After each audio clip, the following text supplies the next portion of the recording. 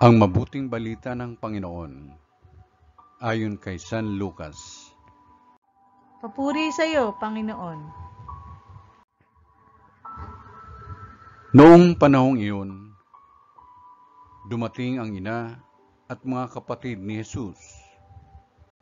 Ngunit hindi sila makalapit dahil sa dami ng tao. May nagsabi sa kanya, "Nasa labas po ang inyong ina at mga kapatid. Ibig nilang makipagkita sa inyo."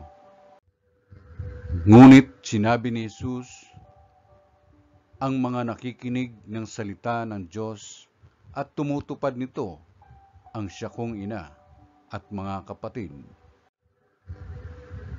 Ang mabuting balita ng Panginoon. Pinupuri ka namin, Panginoong Hesukristo.